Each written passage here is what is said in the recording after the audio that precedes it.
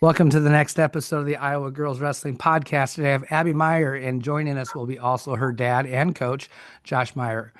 Um, Man, that athlete coach relationship is always really special. But when you throw a daughter and a dad together, it's even better. How have you guys been able to like embrace that? But you know, just what's the relationship like as a coach, and then as daughter and dad?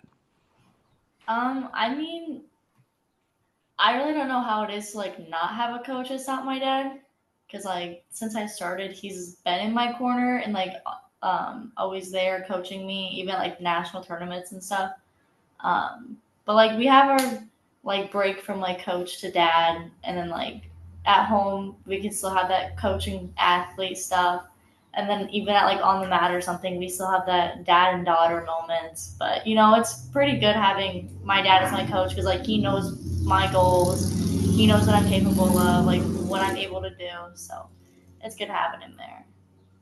And and I know from talking to you at state tournament, sometimes I think the dad aspect, the emotion of that, sometimes is harder for you than maybe Abby. I know that also from coaching with Jason too. What's it like to have daughter on the mat? I mean, it's awesome, but there's an internal switch to turn dad mode on and off that you have to know the right times to do it. Yeah, And that was probably a learning experience. I want to say I'm probably pretty good at it now. yeah. But no, it's amazing. I mean, she's my kid. I'm always going to say, my kids are my favorite wrestlers, and I get to sit in her corner for all her matches to this point is amazing. Yeah, I know there was times like when I'd be coaching with Jason and he'd like, you got to take care of this one because I just can't remove myself from this situation right now. You got to go be coach because I can't. Did you ever have one of those moments where you had to just kind of step away as coach because it was just you couldn't do it at that time?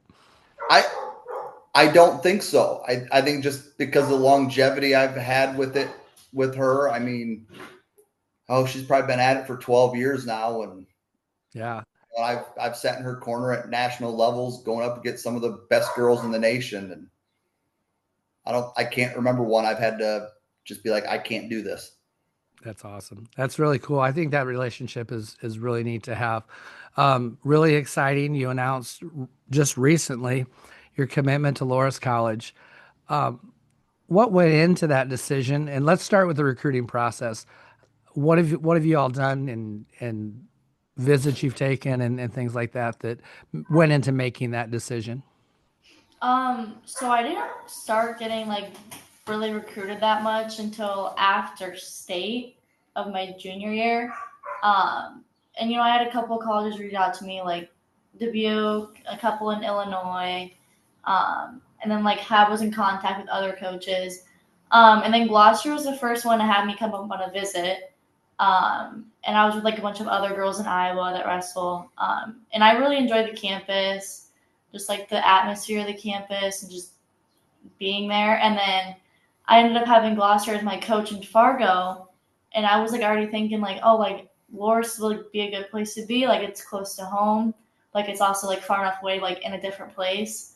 Um, and then after Fargo, having him coach me, I was like, okay, like he knows how I wrestle. I like the way that he coaches, and like he knows how to keep me like in my moment and like in like how to like keep me in like the areas I'm good at. So I think that just pretty much made my decision for me, with him just Nice. being that athlete coach relationship right away with that. So Yeah, that's really cool that you got to have a little preview coaching or his coaching with you. That's kind of a probably definitely helped in that making that decision. What's your major going to be? Do you know yet? I'm doing kinesiology and athletic training. Oh, very cool. I've thought recently I missed the boat, and that's something I would have loved to have done. So yeah, that's a great major. Um, Sounded like Laura's kind of feels like a home, Mm-hmm. second home. That's good. I always tell the girls that. You said one other thing that I think was an awesome statement. It's close enough to home, but yet far enough away. You can still come home and do your laundry if you need to, but they have to make a phone call to let you know they're coming. So that's always a good thing too. Dewhawks, up and coming team. Is there something, is there expectations that the coaches talk to you about? I know just from helping out that, sometimes getting maybe that one certain person can really spark that team. Is there something he's talked to you about in those? Um, I mean, so after I committed, he like reached out to me and he was like, "What are girls I need to get on?" And I texted him a whole list of like good like girls I wrestle with, travel with, and everything. So like even just me being there, like I can try and help him as much as I can. But like I know he was talking about trying to hit 26 class pretty hard with recruitments, and like on the visit we had a bunch of like other state champs, state finalists. So he's been hitting recruitment pretty hard. Yeah. So. And Loris has done well on the men's side, so it's only just a matter of time. What do you think about the decision to go to Loris? I like it. Her dream was to always go out east. I'm sure anyone who's watched her wrestle in high school saw her toting around the East Coast Yep. school T-shirts. And I would have supported whatever road she went down, but kind of having her here close to home is nice. I'll be able to watch her compete a little bit more often. Yeah, without breaking the bank. Exactly. Yes. Let's go back to the very beginning. When did you start wrestling? So I started wrestling when I was 5 years old. I think I was like just in kindergarten. So no girls ever. It was just me and a couple other girls in the Quad Cities, and that's pretty much it. Yeah. So do you remember why you started wrestling? So Ella Schmidt actually was at the same like school district as me, and she was always in the room with her brother and everything wrestling. Like she was wrestling, and I was always stuck at practice, like my brothers and everything, just having to sit there and watch. And then like one night, I was just like, I want to try it, so I tried it, and I've stuck with it. Yeah, and you've done super well. I remember just I think the first time I met you and your dad would have been maybe Mad at Dreams, Yeah. in Independence. Man, that seems like Well, many that years seems ago. like many it was many years ago, I guess. You've been wrestling a long time, man. Wrestling since kindergarten. That is very few girls have done it at your age. Most of the girls are starting seventh, eighth grade, maybe freshman year even. Or I had a lot of girls starting as juniors. So you really Mhm. had that experience. What are some of the? I know you work with clubs. What are some of the clubs you've worked with? So I've been at Young Guns since I was third, fourth grade, and I've pretty much stuck there with Eric and loved it there. So Yeah, and you start with like the Pleasant Valley yeah. Hmm. club, and then after a certain point in time, it's you almost got to find something because it's always those new people coming in and finding partners and things like that. What are some of the things that you've done with Young Guns as far as travel and just different tournaments you've done?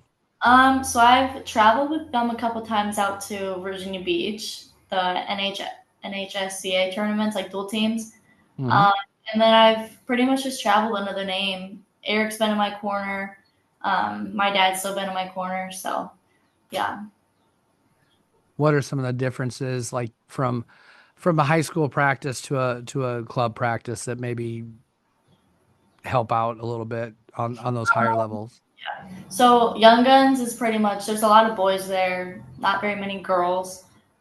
So just like the difference between having a full girls practice for high school and then going down to Young Guns with all boys, I think that helps a lot because boys have more strength and stuff like that. It's like I can get different feels and stuff from them, and they honestly just help me get better. Awesome. So let's talk about the Pleasant Valley team and maybe Josh, you might be able to throw a little more things on with this. Okay. The growth of the team and how Pleasant Valley's done and where it may be going. So the growth of the team has been nice. I want to say the year before the first sanctioned season, there might have been 3 girls on the team. And sanctioning came around. I want to say we had 10 or 11 girls that first year. We've steadily grown, gained a couple girls each year. And I think this year we ended with like 15 girls maybe. Good So size, yeah. we're seeing the growth. We have quite a few freshmen this past season. Our junior high team, we have quite a few 8th graders that I'm hoping transition into high school. Increased numbers. We've had, we've seen success already, and we've also taken our lumps. What team hasn't at this point in a new sport? I have a lot of hopes for last year's freshmen and our incoming freshmen. They're putting the work in. We just got done with our probably greatest summer of summer workouts yet, attendance wise and dedication wise. So I know that will be paying off this winter. Very good. Yeah, the middle school growth is huge in the state all around. Abby, do you do a lot of recruiting and helping out with maybe some of the younger girls at Pleasant Valley? I definitely try, like, in the hallways. Like, I have some teachers that are even like, you need to try wrestling. And, like, they're like, oh, this is Abby Meyrer. Like, come join wrestling with her. And, like, I've tried to get some. I've gotten some. But, like, it's pretty hard at my school. It's like, we're a bigger basketball school and, like, softball school. And they're always like, oh, I'm in this sport. But I'm like, it's a winter sport. It's fun. Like, basketball cuts, we don't. Like, you have a spot no matter what. So, Yeah. I tried. Do you go down and help out with youth wrestling at all and middle school wrestling? Yep, yeah. So I usually wait and ask this question later. Do you have any aspirations of maybe being a coach at some point in time? Definitely after I get done with, like, college and everything, probably moving back here, trying to help with Young Guns, help with the PV club, maybe even trying to help with the high school too. So Very good. Yeah, you've had a lot of high school success. Four-time place winner, 3-time finalist. What are some of the things about the girls' union tournament that maybe sets us apart from other states? Some things that you really like about that tournament? I think that was a 3-time place winner, 2-time finalist. She still got a senior year coming. Oh my God, you got a senior year coming? Oh my God. I'm off. Okay, my fault. I'm sorry, my bad. So let me make sure I got this right. So we have a first, a fourth, and a second. Is that right? Okay. And then we'll plan on just a first this year. How about we'll put that? So yeah, 4-time place winner, 3-time finalist, same thing. That's my bad. I was wondering why I couldn't find one in 2022, and now I know. I was thinking you were a year ahead, but that's all right. I make mistakes all the time, and I learn from them. So yeah. So what are some of the things that the girls' union, has done that you really like about that tournament?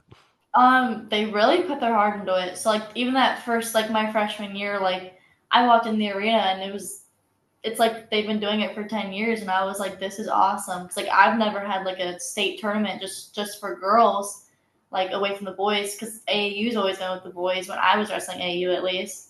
And they put a lot of time into it, a lot of work. And, like, in, like, 3 years that I've been doing it, it's grown and grown and grown even more. And, like, they just put more effort into it, and it's pretty cool to watch and be a part of. So I got to ask the question, signing the bracket. How hard is that to do after a match? Because I can only imagine how my fingers were and stuff to sign that bracket. What's that like to do? So throughout the tournament, after, like, my, like, front side matches, it's honestly, I get to cool down a little bit, like, walk around and then go to the bracket and do it. So it's usually not that bad. Then, like, my freshman year after the state, like, after the finals match, they had me do it right away. And, like, I see it every single day on my wall, and it's like, you can't even read my name on it.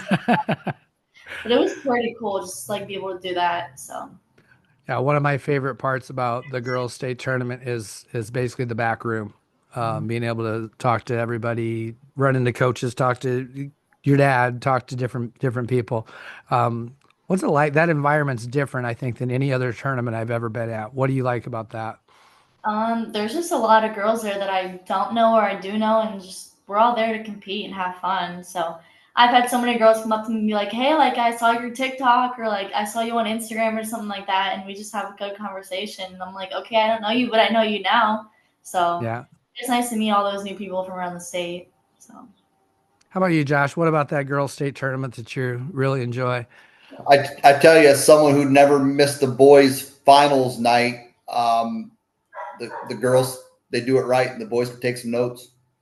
It's a blast. I think the only complaint I would see is with as fast as it's growing is maybe find a bigger venue. Yeah, and that's easier said than done I know, sometimes too. I know. Yep. Are there other things that you do besides wrestling and like to do besides wrestling? Doesn't Um, necessarily have to be sports, can be whatever. so usually if I'm not wrestling, I either just hang out with my friends or just chill out. Or I have a job too, so I'm always working when I can. But if I'm not wrestling, I just basically just chill out and sit back. So. What's your job?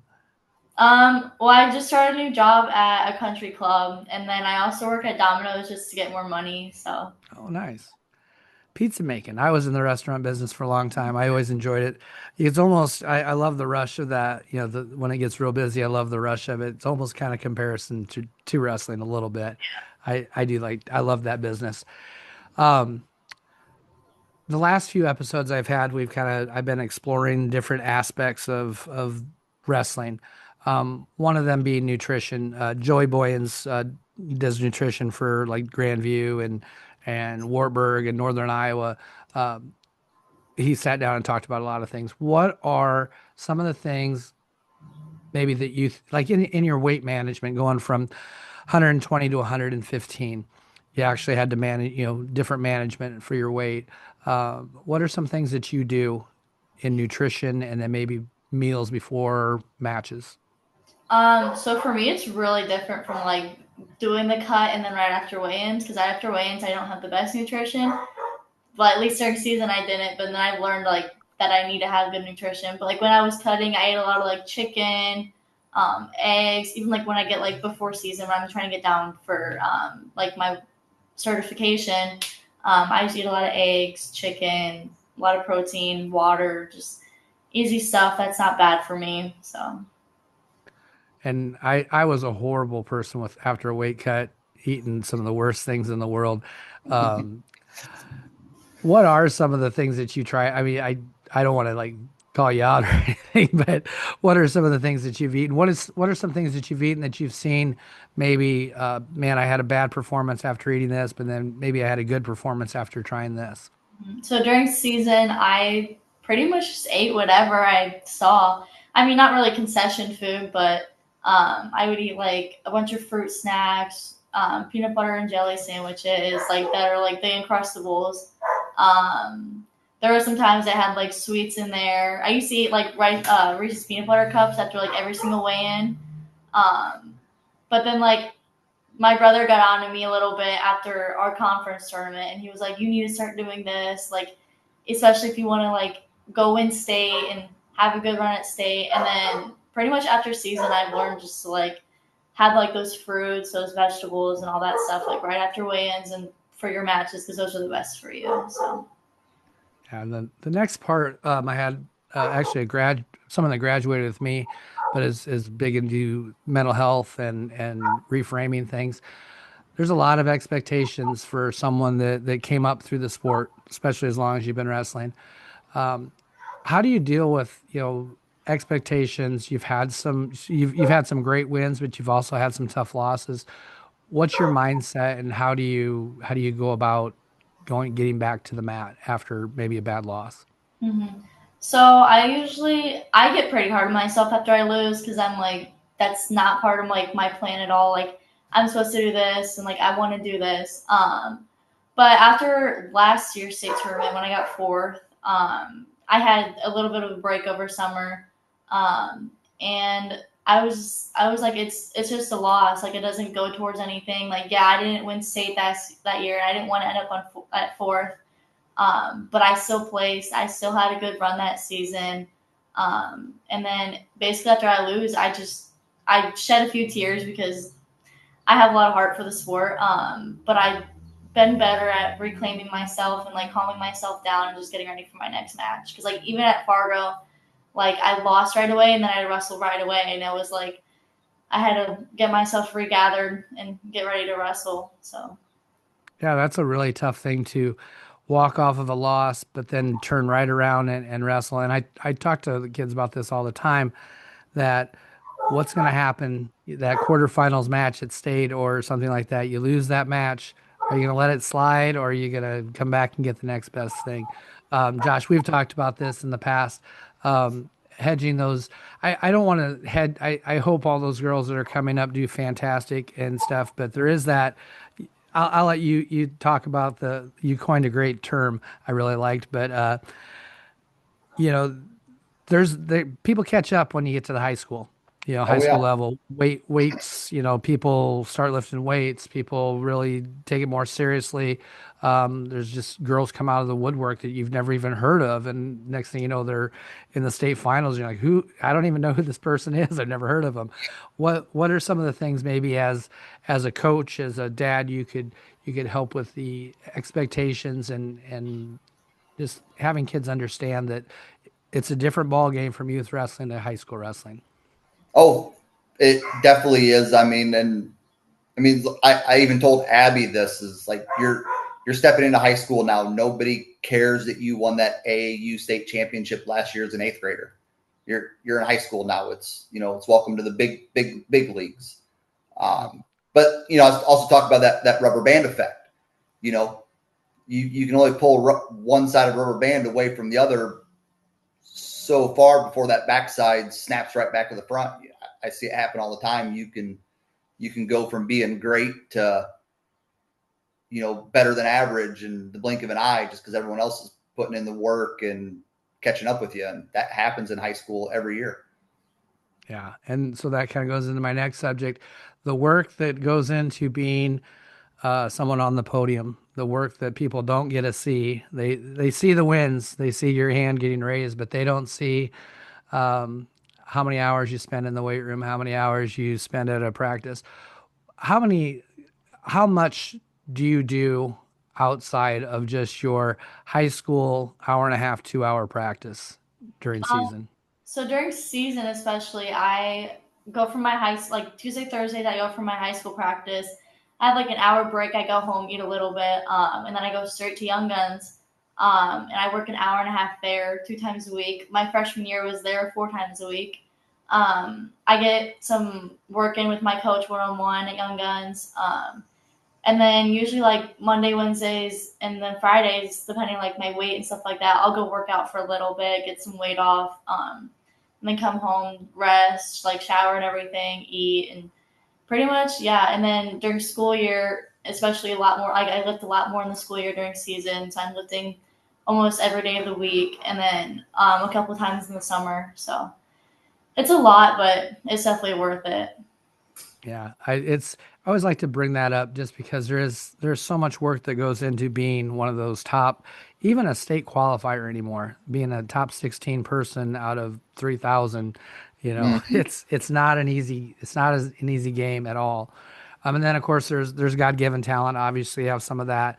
But you've done so well. It's been fun to watch, and I'm excited that we have one more year that I didn't even realize. So that's great, awesome, very good. My second half of all of my podcasts and interviews, just getting to know you guys just a little bit better as people. And so I'm just gonna, and some of these questions maybe are good for both of you, some are maybe just for one of you, but we'll kind of figure that out. Abby, what's a fun fact that most people wouldn't expect about you? I'm not really much of a talker. Like I can be to like people I know, but I'm really quiet. Like if I'm in a group of people, I'm like, okay, I'm just here. So Nice. Do you guys have any pets? yeah, we have 2 dogs and a cat. What kind of dogs do you have? We have a silver lab, a pit lab mix, and then our cat's an orange tabby. Nice. And is that enough pets for you, Josh, or do you need a few more around the house? So, but if you guys could pick any pet, domestic or exotic pets, you could be Josh. You could be the next Tiger King. It could be Yeah, amazing. What kind of pets would you guys get? I think I would probably get a donkey.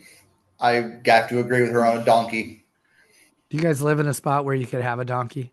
Not yet, but it's my dream to live in a spot where I can have a donkey, and we've already got the name picked out. It's going to be Henry, and Nice. That's the first time I've heard donkey, but I like it. I like it.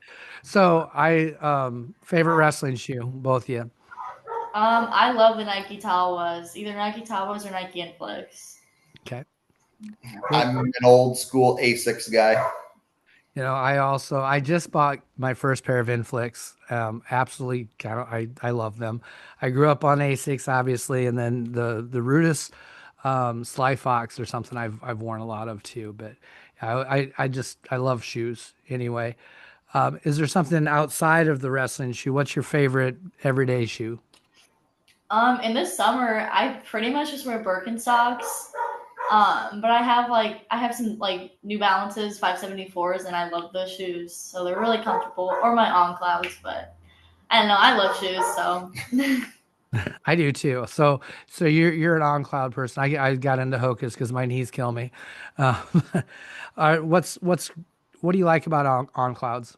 they're really soft and like you just don't even like feel like you're wearing them. Like I wear them to work all the time. I wear them when I work out. So and they've held up pretty like 2 years now. So I'm gonna yeah. have to look at them. How about you, Josh? You a shoe person? Not really. You know, I have my work boots, but if I'm not in my work boots, that I'm in On Clouds or Hey Dudes. So what work boots do you buy? Because I work in an industrial place, so Um, Wolverines. oh yeah. It's a Wolverine steel toe metatarsal heavy hot thing. Yeah, Yep. The good boot makes a difference though. it does. Um, where has wrestling? I mean, we get to travel a lot. Where are some of the places that you've got to go because of wrestling? I've been to like Pennsylvania, Virginia, West Virginia, like a lot of places out east. I haven't really been west yet, and I really want to, but I think we're gonna maybe hit a couple places out there after my senior year. So yeah. So, Josh, I know most of my vacations revolve around a wrestling tournament and going someplace. Is that same with your family? Same with me. Next year when I don't have to take vacation to travel with her to tournaments, I'm not going to know what to do with my vacation time. Yep. So that's my next question. If you can go anywhere in the world to go on vacation, do you have a dream spot at this point in time? I think mine would be either Greece or Germany. In Europe. I've always Alaska or New Zealand. I think that those both all of those would be great places to go. I think the Alaska trip would be really cool. New Zealand, I've had a boss that used to go to New Zealand all the time and he used to talk about that all the time. So yeah, great places. We're gonna go kind of couple wrestling questions in a row here. Second period, it's your choice. Does not situation. What's your favorite position? We'll just kind of go like with that. Top, bottom, neutral. Anything but bottom. Anything but bottom. So you Yeah, are not choosing bottom very often. not very often though. Now, as a coach, when I grew up, we always picked bottom. So have you adapted that wrestling coaching for girls? Have you changed your philosophy on that? I have 100%. We a couple years ago we won a big crosstown dual meet. I don't want to call the other team out, but Yep. Nope. people can figure it out.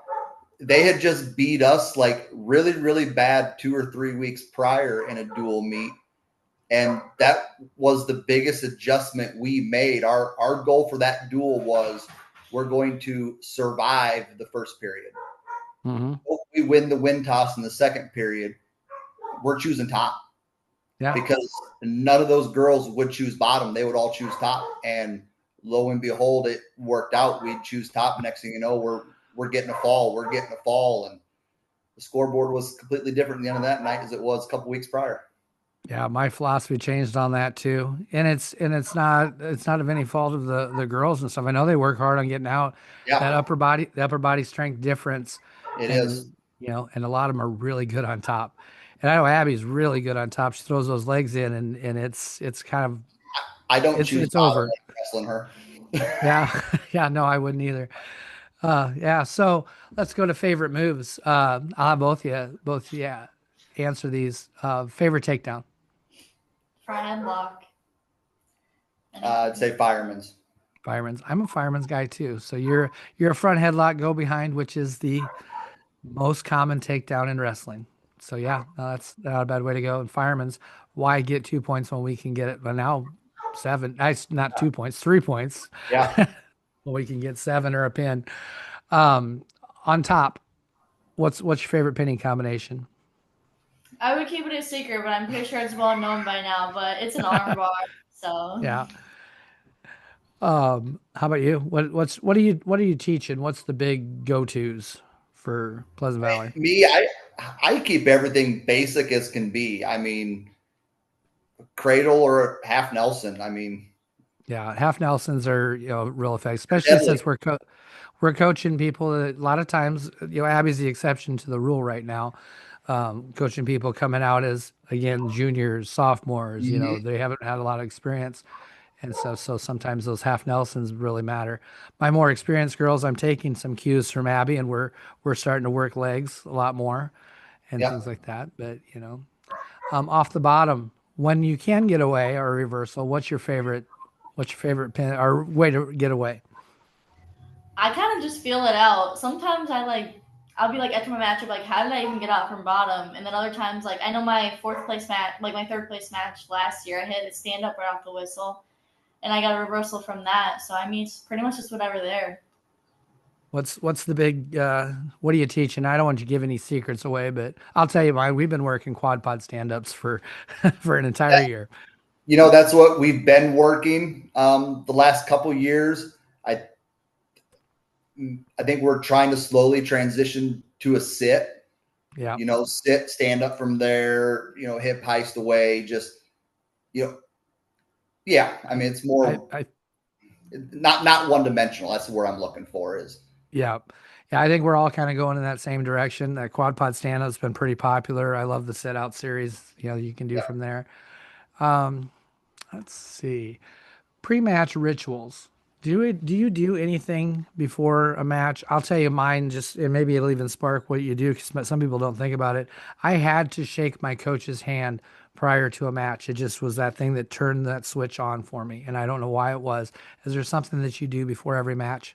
So I usually just listen to my music in my headphones, and I think like a match or two before I'll take them off, and then right before my match I go check in the table. I'll hit like my dad's hand, like double, like just however hard I can, and then I'll check in. Usually I go to like the edge of the circle, put my ankle band on, and then I'll just like be on like my toes and my hands and just take a deep breath and tell myself have fun. So yeah, did you have anything? How hard is the hand slap? First, we'll start with that. Very hard. My hands are numb during the match. Yeah, I try to avoid those hand slaps as much as possible. Is there something do you talk about pre-match ritual and things like that with your girls at all? We tell them do whatever they have to do to get comfortable. Get the nerves out, shake the nerves off pre-match. Everybody's going to be different. Do what you have to do. Yep. Music before matches. You said you listen to music. What's in the playlist? A lot of just everything. I have like country. I have some old people music. I have like the pop stuff. So it's just a lot of everything. So yeah. Is that old people music like hair bands and things like that? Like AC/DC or something like that. There you go. I believe the new term for that is coined grandpa rock. I believe I heard.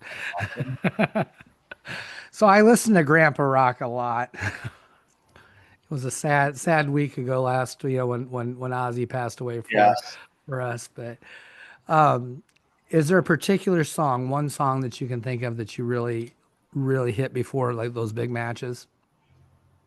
Not that I can think of right now. I know there's a couple songs that like my freshman year I would like go straight to, or like just something like that. But really, it's now just like I click a song and then I'm just going. All right. How about you, Josh? How was not having Ozzy around anymore affecting your life? Sad day in music, especially for a music fiend like myself. But we'll move on. He lived probably longer than he should have. Got that way. Yes, and I'm so glad I'd never procrastinated to see him live, and I saw him multiple times. So Oh, nice, nice. So, what's your favorite genre of music? I'm a rock and roll guy.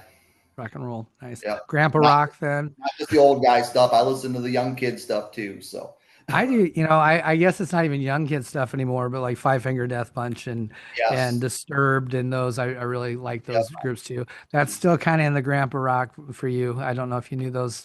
I know the So name, just a couple songs. there you go. All She right. probably knows the Um, song "Riding with Me." very good. It's important to pass those things down. Do you have a favorite movie or TV series that you're binging right now? Not really. Not So really. I'm not really watching a bunch of TV right now. So Do you like to go to movies though? Do you watch some movies? I used to a lot, but now I get 10 minutes into a movie and I fall asleep. Like I think the last movie I watched Broadway was Happy Gilmore 2, and it was a pretty good movie. So I haven't got the chance to watch it yet. That's something it's on my list here in the next day or two. How was Happy Gilmore 2? Was it it pretty was good? yeah. Uh, It's like not as like chaotic as the first one, but it was pretty good. Good. How did you like it, Josh? I I'll liked it.